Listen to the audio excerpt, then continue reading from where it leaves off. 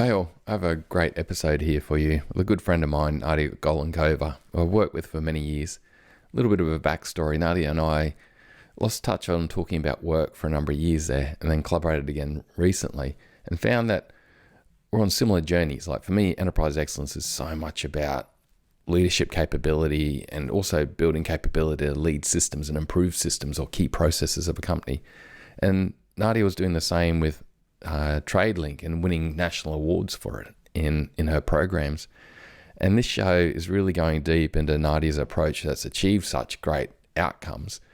And it's a really key one because we spend so much money and effort on trying to get greater outcomes in our organization. And from everything I've seen through past shows and my experiences and work that I've done and what I've seen Nadia do, this is a key one to listen to. I'd also recommend going back and listening to Travis Russell of Champion X, Mark DeLuzio of Danaher, to also hear their side from being in a company doing it practically. So let's get to the show. Welcome to the Enterprise Excellence Podcast, where we share knowledge from global experts and practitioners in how to embed excellence for sustainable results. How to create a culture of continuous improvement and innovation using best practices in operational excellence, customer experience and sales, leadership, strategy, people development, and environmental and social good. I'm your host, Brad Jeavons, coming to you from Brisbane, Australia. Enhancing an organisation's ability to continuously improve and innovate at all levels creates amazing results. Up to 10 times productivity improvement, customer and employee experience increases, as well as safer operations and reduced environmental impact. Unfortunately, most programs deployed to enhance the company's ability to improve and adapt fail to deliver. A select few have overcome this trend and truly embedded excellence. This show explores these organisations and steps you can take to improve yours. This show is proudly brought to you by the Enterprise Excellence Community and Group, which is focused on helping organisations embed excellence for sustainable results and a better future. Through the group, you can attend workshops focused on the most important topics to embed excellence. You can also get hold of free resources from the download section of the website or reach out to one of our members for some advice and help. Visit enterpriseexcellencegroup.com.au to learn more. Welcome to episode 201 of the Enterprise Excellence Podcast. It is such a pleasure to have Nadia Golenkova on the show with us today. Nadia is a specialist in capability, leadership, and organisational development. Nadia's in-house developed leadership and core skill training programs at a national plumbing supplier, Tradelink, have been recognised with multiple Australian HR awards. She has lectured for executive MBA programs with the Queensland University of Technology and has also served as a Vice President of the Australian HR Institute State Council. Nadia is passionate about organisations achieving excellence through growing their capability and leadership their way. Let's get into the episode. Nadia, thanks so much for joining us today. It's great to be here, Brad. Yeah, really appreciate it. Nadia, why is leadership and capability so important to achieving excellence within an organisation? This is such a great starting question. And for me, Brad, I think, I don't know, since the last time we spoke, I don't know if you know that I've become quite the big Formula One fanatic. So I apologize in advance. A lot of my examples are going to be utilizing this beautiful new analogy. So why leadership and capability development are so important, if I may. Capability are those core unique skills, knowledge, abilities that drive your organization forward. And the leadership is your steering mechanism, right? So if you think about, your car, say your Formula One car, it's built to a set of specific rules, it's built for a specific track, for a specific purpose to win, right? And every car is a little bit different. You've got your chassis, you've got your wheels, you've got your combination of tools and techniques and mechanics. Now, your core capability, your skills, your knowledge is the engine that powers the car. These are your people. This is the stuff that they know. These are the decisions that they make. These are the behaviors that they bring. This is the information that they share with your customers. So that's your engine point. And your leadership capability is your steering wheel, right? Like this is the thing that allows you to set direction. So without both of those, you'll have a beautiful car, a wonderful chassis, a spectacular specimen to sit in a museum and gather dust. But without the engine and without the steering wheel, you're not going to go very far. So that's why I'm really passionate about leadership capability and core capability for organizations as a whole. And that's part of the work that I was really proud to do at Tradelink. Well, it's really cool, and it's amazing the award you achieved through that, Nadia. And it's also too, everyone, Nadia and I were chatting before the show, and she and I have both been on a similar journey around this because I think, when it comes to enterprise excellence, so many of us have really obsessed about tools and techniques. We've obsessed about the chassis of the car and everything around that, and then everyone gets frustrated because leadership aren't buying in, or they're not owning it, and you hear this a lot. And it's like, really, I'm with you, Nadia, like that steering wheel and then building capability in that engine, well, that's where you achieve excellence. Yeah, absolutely. You can have the most beautiful processes and techniques on paper. You have, great standardization. You've got your beautiful shadow boards and meeting upon meeting of 5 whys and RCA and all of those sorts of things. But at the end of the day, if your people aren't capable to execute on what you want them to execute, and if your leaders aren't capable to lead that execution, you'll just go around in circles, Mm. just around the track, and you won't win the race. Yeah. And I think there's been so many, I think through the history of this show and for listeners that listen back, the companies that have really nailed it, they've nailed it through a leadership program. That's where they've done it, like Champion X, Danaher Business Systems, even what you and I experienced at the Winston Group and Signet. And it was through the leadership shadow where the greatest results were achieved, wasn't it? The chassis of the car and everything else just made it all come to life.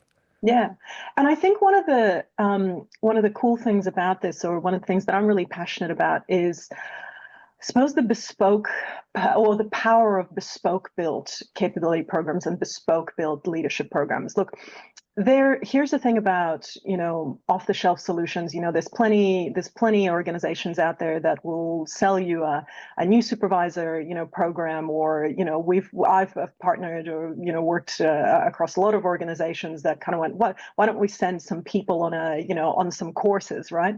But the thing with off the shelf solutions, it's kind of like buying a stock standard engine for a Formula One car, right? So if I can belabor the analogy, Ford, do you have a family runaround? Why would you put a high performance engine in there? Do you have a Formula One car? Why would you put a tractor power unit in, right? It's about creating something that's really specialized and bespoke to you, because your capability of your people and the capability of your leaders and how they lead is actually your edge, right? It's one of the things that is really unique to your organization and very rarely can be copied. In fact, probably can't be copied at all. People like Herb Kelleher, of the Southwest Airlines fame and so on, used to famously say, come and look at everything that we do. You can copy all of our policies, you can copy all of our procedures, you can copy everything that you see, but you won't be able to copy our competitive advantage. You won't be able to copy our competitive edge, because that's our culture, that's the capability of our people, that's the capability of our leadership.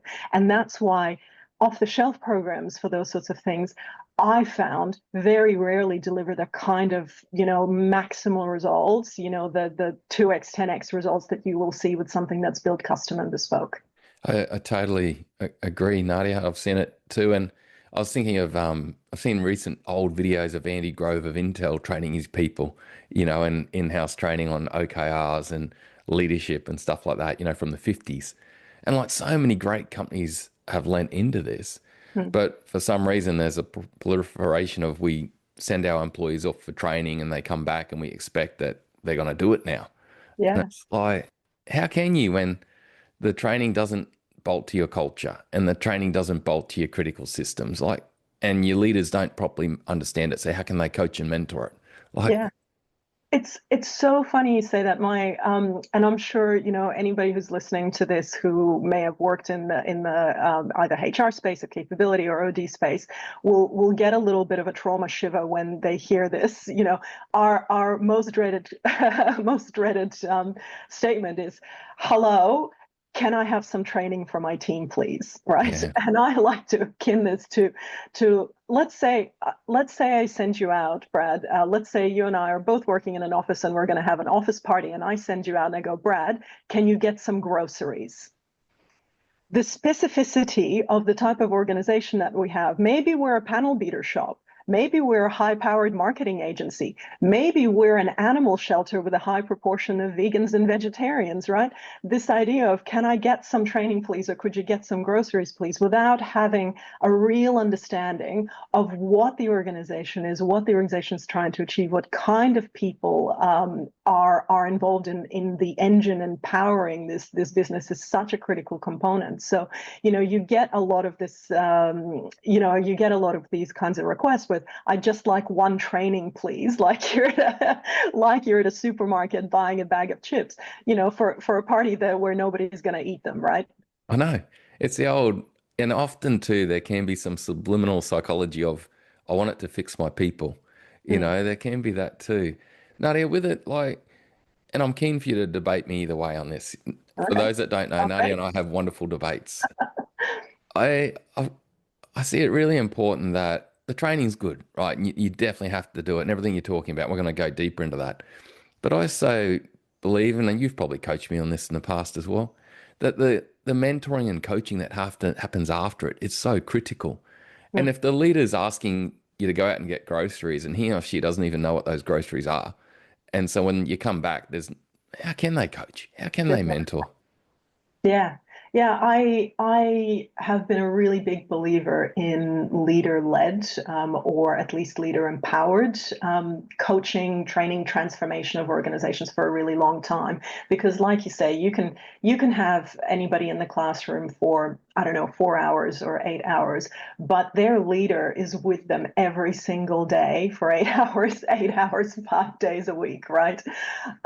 So your real impact, your real focus is actually on how good the leader is at coaching, at building that confidence and building that capability. It's one of the things that I was so excited to bring into the work that we did at Tradelink. So we went on a huge capability transformation journey in terms of our core capability about the engine of what our people bring to our customers and how they do that.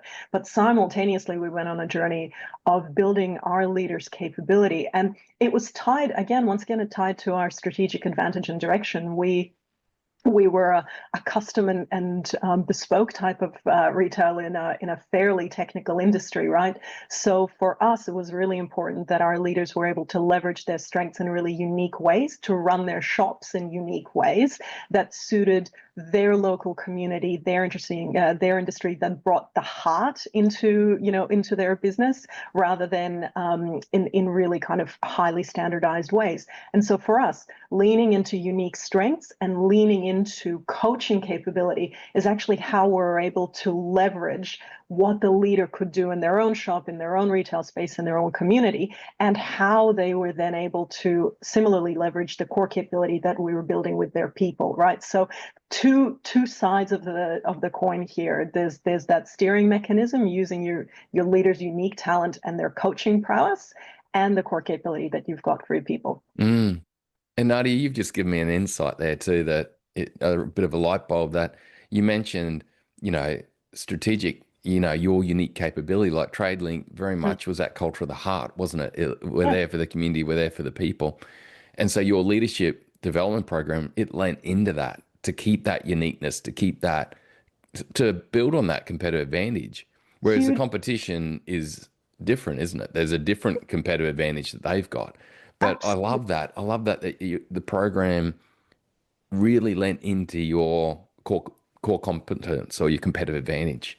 Yeah, that was something that was really unique for us, and I think that was a big driver of why the program was so successful and why it landed for our people. Because when you hit on something that's real, that makes sense in the context of the business, in the context of what your people see as actually working, and being unique to them and unique to you, it really sticks. So we very much lent into utilizing your strengths to lead your way, because for context, for those that might not be familiar with the organization, it's a retail organization in a heavily technical industry and plumbing space.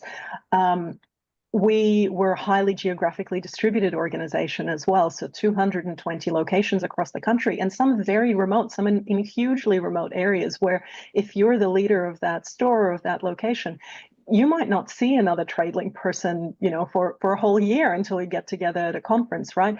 So your decision making, your choices are very much your own, and every location has a unique type of industry, has a unique type of flavor. So we very much lent into that heart piece, and we taught our leaders to use their unique strengths, unique capabilities, and leverage them. So no two branches, while we had standardized systems and processes and models of excellence, the way that they were applied, the way that our leaders led was unique to them and comfortable to them, which is really powerful. It connected with their leaders. And the next layer up for us was then to help our leaders become strengths coaches. So how to coach your people to leverage their unique strengths, to leverage their unique capabilities that they were helping to build, so that they could bring their power and their unique edge, their custom edge to it as well. I love it, Nadia. It's really that freedom within a framework. But I Yeah. love how you're mentioning it's connected to your strategic advantage culturally, which was in Tradelink was very much that heart and that, but Mm, also too then building in those real leadership skills linked to your culture and yeah. everything. Nadia, you mentioned one piece there too, which was this is part of the car chassis, like key operational Mm, systems and things like that also. I'm keen to get your thoughts on this. When I look at a lot of companies, and if we talk our people who listen to this show who are deploying lean or Six Sigma or agile or whatever they are, we're typically finding there's only a handful of real mechanical pieces or tools that are mm. really relevant to that organization, like five or six. And then that organization also has some key processes, some critical systems or processes. What's your thoughts on building in modules to this leadership program that actually provide the learning and development in that area too, like the teaching on the critical parts of the car, as Yeah. well as how to lead the engine and steer? Absolutely. I think that is part of that value of that bespoke program design, or that bespoke capability framework, I suppose, model that you build for yourself, right? Because, like you said, there's tons of tools out there for enterprise excellence, for innovation, for whatever organizational capability, organizational edge that you want to bring. So actually aligning the right ones and teaching your people within those skills is really, really important.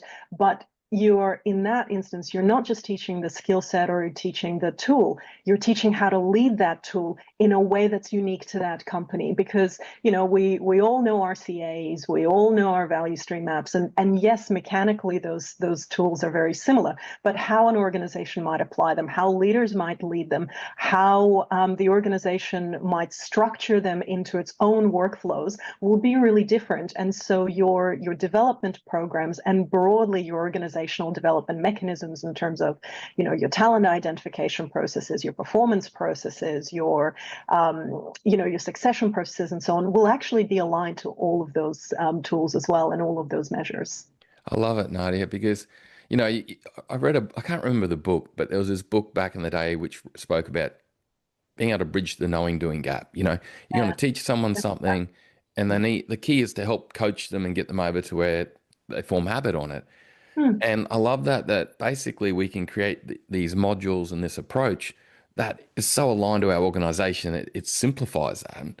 Yeah. But also, I know one of the major challenges of people being sent off to a big leadership course or a big Lean Six Sigma Green Belt course is that it's like they're drinking from a fire hydrant on Mhm. tools and techniques. Like I saw one the other day. I won't name the company it came from, but it was this strategy workshop over 2 days. I reckon there was about 200 tools in there. Oh, Like anyone going to this wow. event just must have been like either they loved it because they're a tool fanatic, or Mm, they would have felt like their heads spinning. But I mm, do hear it from people attending those courses. One of the main reasons they end up disgruntled is like overload. Whereas mm, with what you're talking about, like we're training on what's relevant mm. and we're helping people bridge that knowing doing gap very easily. Absolutely.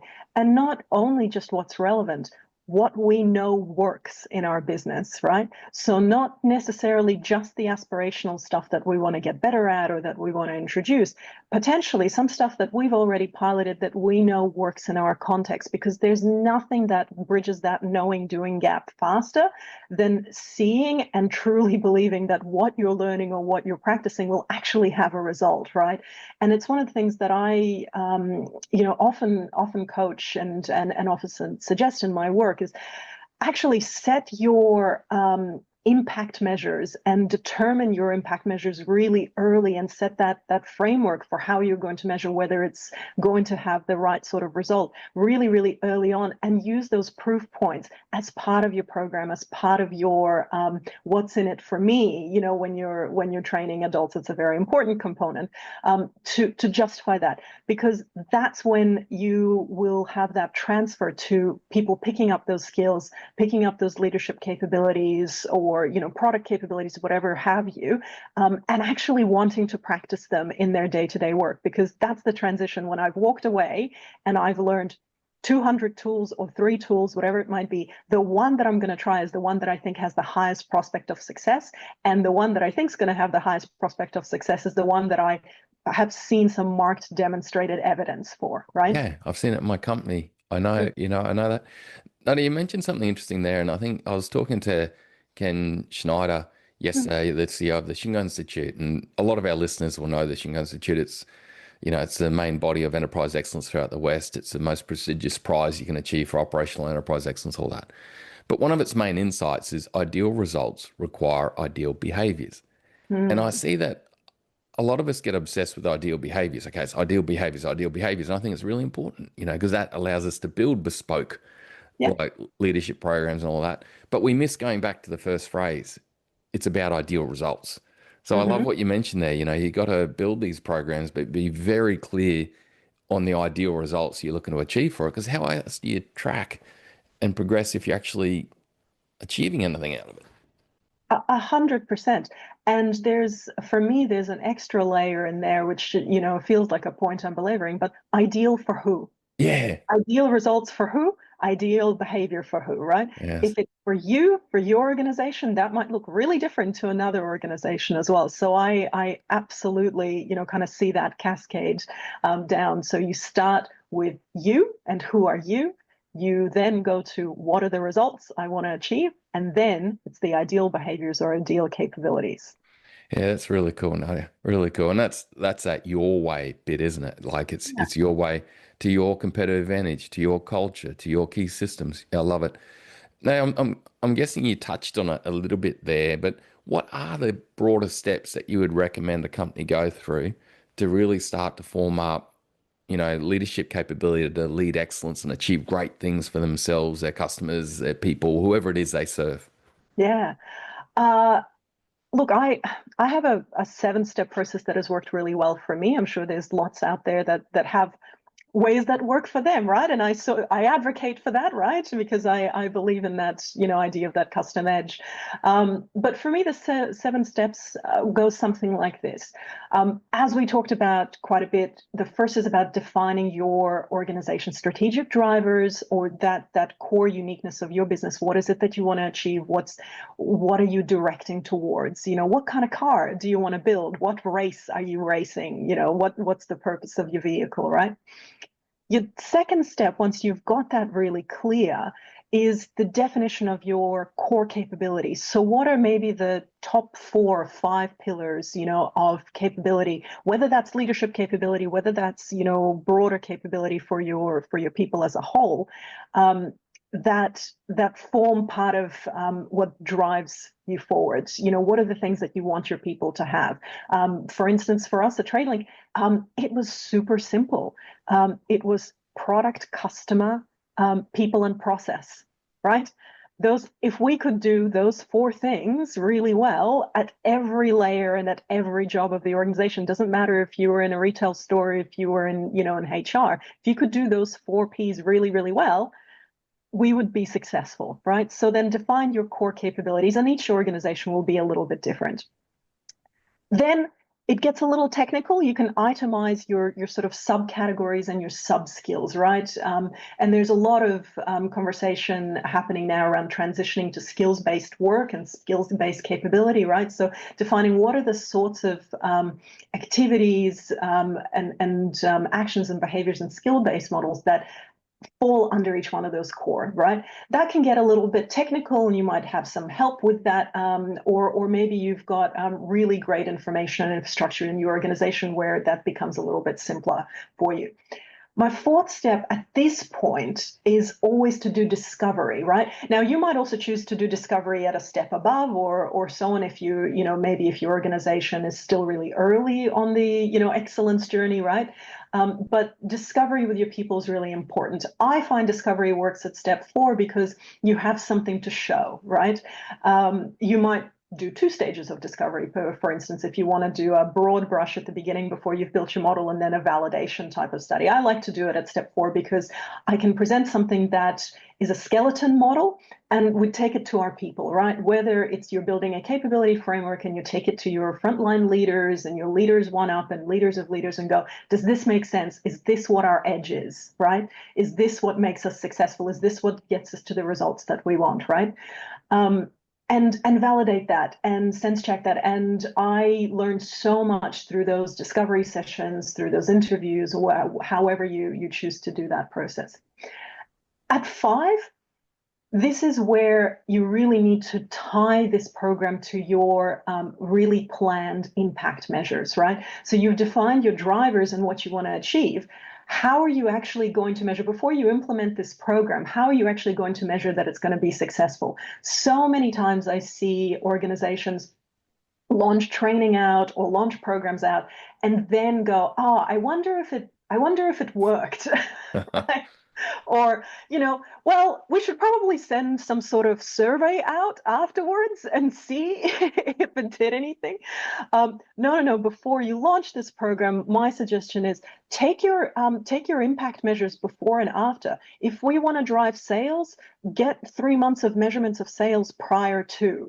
If you want to measure skill acquisition, assess your skills, develop an assessment program and assess your skills before. If you want to measure safety, get a sense of your TRIF for now, get a sense of your behaviors and get them really clear and in writing so you can measure the marked difference and the marked impact 1 month, 2 months, 3 months, 12 months down the track. That way you'll see whether your capability program is working. It might not work perfectly the first time around. You might find that as part of that measurement process, you'll be able to tweak things that will get it even closer to that impact. Your 6th step is is the step that often a lot of organizations actually start with, but for me, it's actually step 6. That's the build the thing, right? Build your program, build your learning assets, your tools. Think about how you're going to deploy them for your people and so on. And your step 7, that's when you begin, right? And there's a whole process around deployment, around change management, about leader-led, deployment and change as well. So that's broad brush for me, the process I've taken in numerous organizations to build those capability frameworks and those leadership frameworks. But of course, there's a lot more to it, and I'll share some resourcing at the end of our conversation. So if people want to get a little bit deeper about what each of those steps look like, I've provided some suggestions. That's great, Nadia, and we'll put those up on the Enterprise Excellence podcast for people to be able to get hold of. So, Nadia, in summary, I love this because again, you're starting with our strategic drivers and our core competence or competitive advantage and really being clear on that. Then, okay, well, what core capabilities do we need to nail that? So it's like, I call it like an XY analysis. You're putting that up the top and you're going, right, well, what are the capabilities we've got to win to make that happen? I love that. Yeah, just like cause tree type analysis, it's great. I love it. And then the subcategories, you're getting down to key actions, behaviors, and then skills. Nadia, with behaviors, are you meaning there like really lean in on what would be those leadership behaviors and skills that we need to crank to enable it all? Yes, in some instances that's appropriate. Mm. And I've worked in a lot of organizations that have been very successful in defining those leadership behaviors, what is and what isn't, great examples or poor examples. There's some organizations that even go to defining layers of proficiency, for instance, in Nice. certain skills and certain behaviors. But I will say that there is a trap here that I have observed, and on occasion, have fallen into myself. And that is the trap of don't get too fancy, right? Mm. Because it's So, such a yeah. such a quick like hop, skip, and a jump to get to a massive unwieldy document that looks beautiful in a presentation and sits collecting dust Ah, somewhere on a faraway driver, right? So I've learned that lighter and more usable and simpler is usually best. So sometimes, yes, absolutely, you might want to get down to certain layers of definition, but I've seen organizations go into competency matrices and all of these sorts of I things, and you know. to page 16 and then 17 and then 23, and none of that, I've never seen that work particularly well. So my approach has always been keep it as high, as impactful but high level as possible, so people can look at it on one page and really see exactly where they are and where they're going. So don't get too fancy is my one caveat. Nadia, I think that's a great call out. Like you and I have both seen that, and it can get even out of control just with too many above the line, below the line. Like if you just end up with too much, how can the human brain remember it? There's no way. Absolutely, absolutely. And the other thing that I would say, and we're kind of getting into sort of the conversation around how do you embed this and how do you deploy this, so, rather than design. But one of the things that I've seen is I partnered with an organization that kind of started doing this work, and they got really bogged down into kind of the piece around assessing their people. So they've developed this framework for capability, and it was great. And where they focused was in the first instance of assessing to see where everybody is. That's a really, really important part of it and a really important tool. But if what you build is too complex, you'll get Mhm. bogged down in assessing everybody and not actually filling the gap. And people disengage really quickly from that because they actually just want to see a result. They want something that will help them make their job easier, to help them feel like they're not embarrassed in front of their customer because they don't know a particular piece of information or a critical skill, or they want something that will help them lead their team faster and more efficiently. So if we get too much bogged down into the actual nitty gritty, the definition, the assessing the document, all important. But if we over index there, we move away from delivering something that's valuable and just in time and at the right touch point for our people. So Yeah. that's maybe the other element is don't get too caught up. So don't get fancy, don't get caught up. Yeah. Hey, Nadia, on that, because I'm going to talk about the next step you had, number four, which is discovery with people. But I know one I was involved with Woods, where they were able to get your steps one, two, three basically on one page. It was a one-page document that just gave a high-level overview. Then when they got to step four, discovery, it was like a rapid PDCA cycle where they were able to get feedback, adaptation. People were able to actually critique it and give input. And you discovered all this stuff from all the employees, but at the same time, the one-page document was actually improved. So that was a Yeah, good outcome for Woods. Is yeah. that as simple as it could be? I, it can be, right?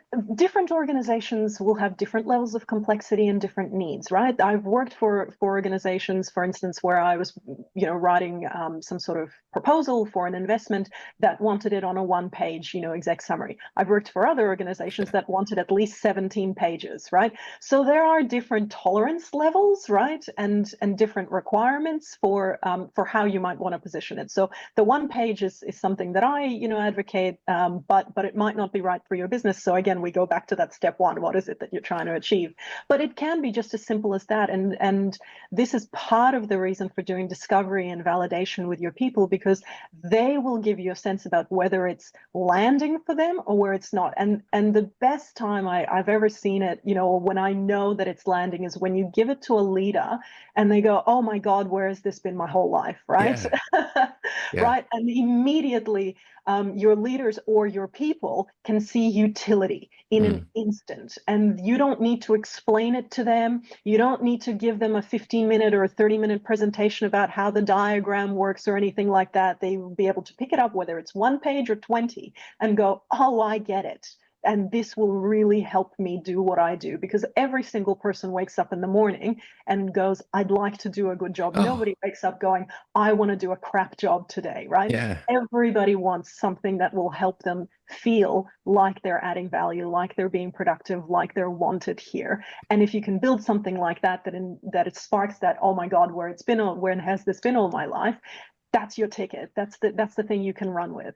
Yeah, because I really see there's an added benefit of this type of thing when you can get it when it's right that it's simple and it's on one page, is that once people have clarity on it, everyone can become a leader, can't you? Because like all of a sudden, like that's what we're creating, everyone. This is our standard. This is what we're about. Like anyone can call out a behavior or call out that we're not living that aligned capability. And that's an amazing benefit that comes out of all this too, isn't it?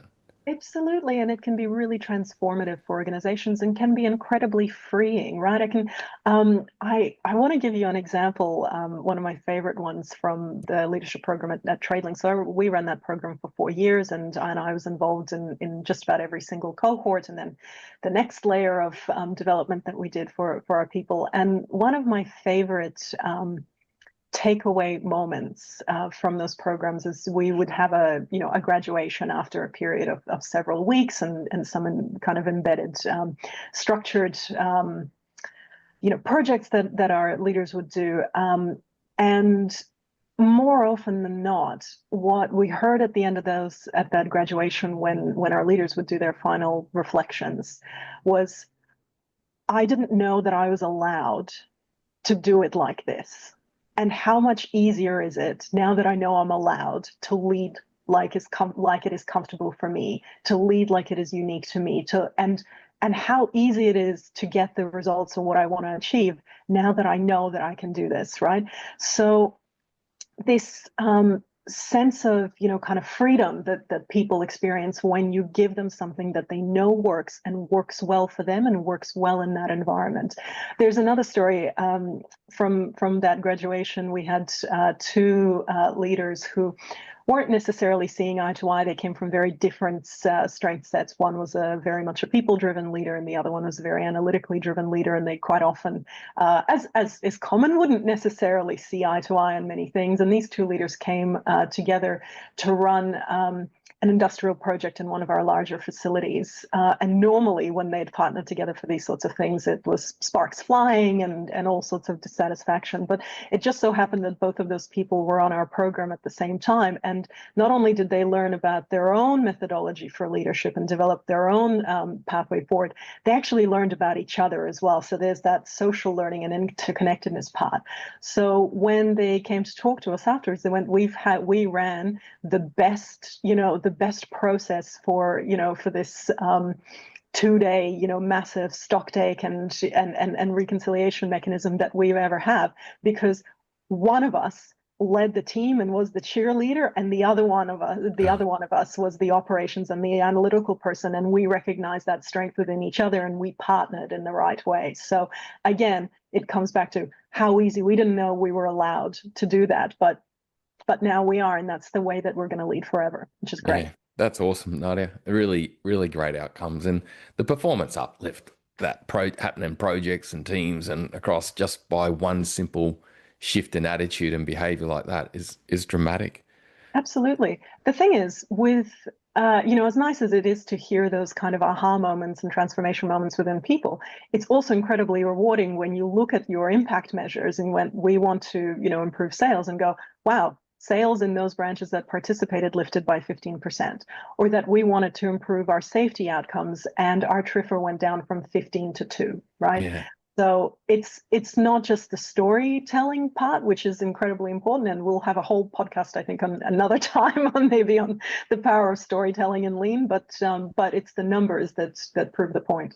Oh yeah, Nadia, and that it's so cool that you got that fifth step, which is to plan that impact and then measure it. And hearing those results at Tradelink are truly amazing. And you and I know some of the results from other companies like we've worked with over the years, dramatic. And the final bits then is build the program and deploy it. Now I know there's a lot in that, and that's another episode for sure.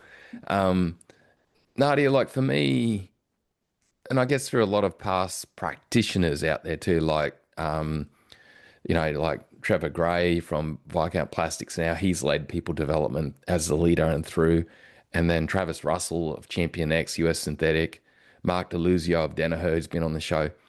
These companies that are achieving great things, they've done it through leadership and building leadership capability. And to me, what you're doing here, Nadia, is like it's the way you do it. And I know it can be dangerous to be definitive like that, but from everything I've seen and all the patterns that I've spoken to over the years with all sorts of people, I'm like, this is how you do it. And you know that in the early days, Nadia, I was a tool obsessed lean fanatic. I would never have called you that, right? Close to it. I was But more on the the spectrum. lean bug bit you hard, yes. Too true. So it's a big call. Nadia knows my history, but I'd recommend for listeners like re-listen to this show and go over again and again and again, because if you want to create an agile, high performance company that's pumping it and beating your competition and reducing environmental impacts and creating a better future, I'd say this is how you do it. Nadia, what would be your 2 minute tip to listeners?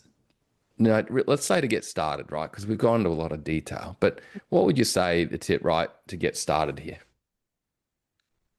I think for me, and if I was to summarize our, this wonderful conversation we've had, for me, my top tip for creating core capability and leadership capability for enterprise excellence would be to embrace this philosophy of, let's call it common core, custom edge, right? So in enterprise excellence, we build, really robust, really standardized processes and systems, and that's our core, right? This is how we drive efficiency and quality and scalability of our enterprise, and that is really, really important, and lots of organizations are on this journey. But if I can, reiterate, and I think I'm really passionate about this, the edge is where the magic happens. That's your people and that's your leader. That's where you empower them to innovate, to personalize, to tailor that common core and those solutions in a way that's specific to you, that's specific to your client demands, to unique to your market, unique to your outcomes, right?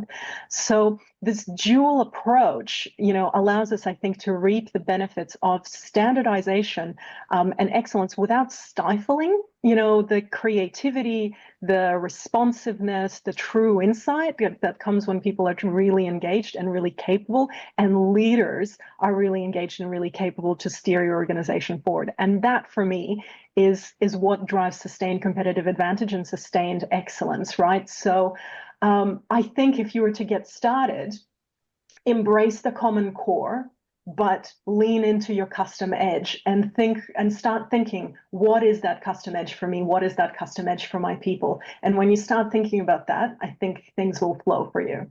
Yeah, too true. Too true.